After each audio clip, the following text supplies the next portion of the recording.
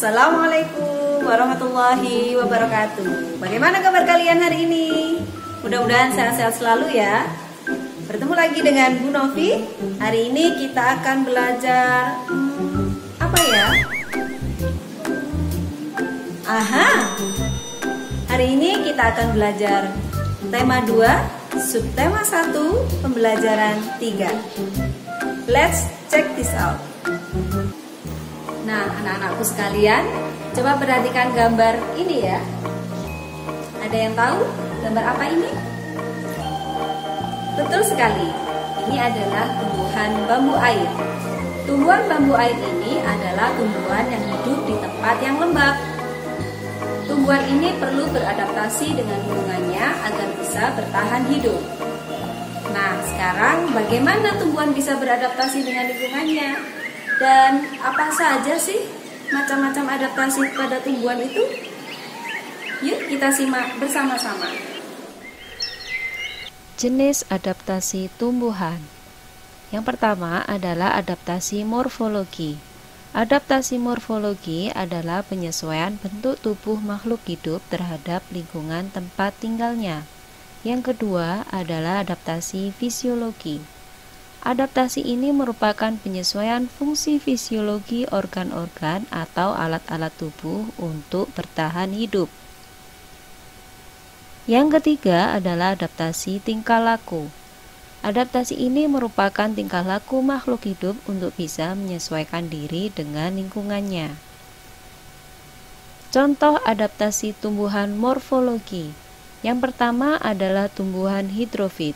Tumbuhan ini adalah tumbuhan yang hidup di daerah berair. Contohnya ada teratai, eceng gondok, dan kangkung.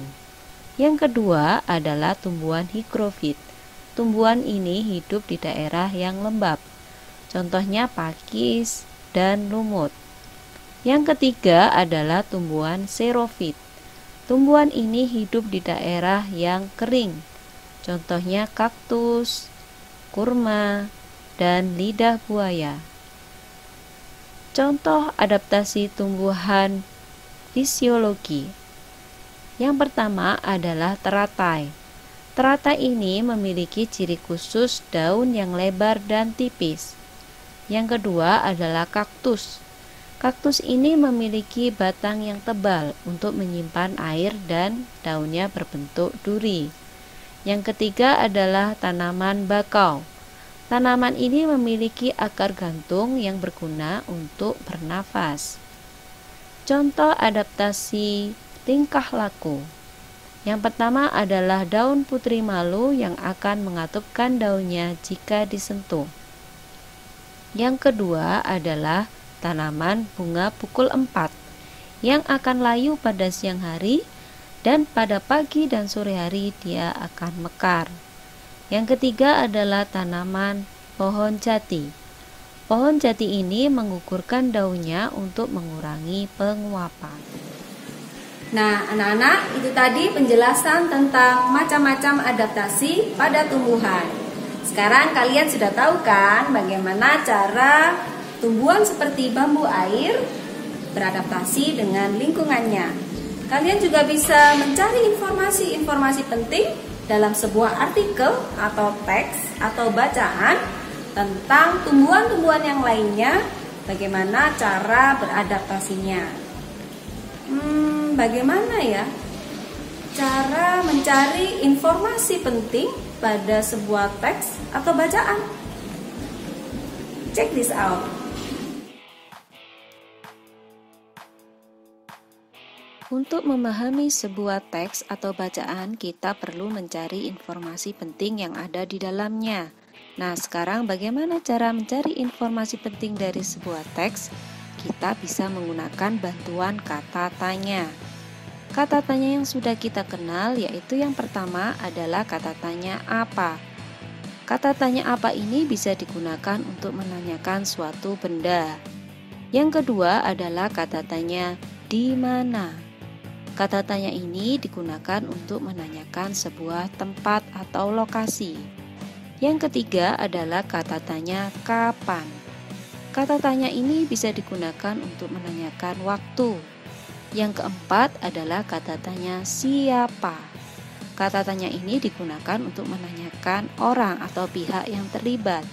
Yang kelima adalah kata tanya mengapa, digunakan untuk menanyakan suatu sebab. Dan yang selanjutnya adalah kata tanya bagaimana, digunakan untuk menanyakan urutan atau kejelasan suatu peristiwa. Semua itu bisa disingkat dengan adik Simba. Bagaimana penggunaannya? Perhatikan teks berikut ini. Judul teks berikut ini adalah Proklamasi Kemerdekaan Indonesia. Kita bisa menggunakan kata tanya apa. Misalnya, peristiwa apa yang ada di dalam teks? Kemudian kita juga bisa menggunakan kata tanya di mana. Di mana teks proklamasi dibacakan? Kata tanya kapan Insinyur Soekarno lahir? Kita juga bisa menggunakan bantuan kata tanya bagaimana proses perumusan teks proklamasi.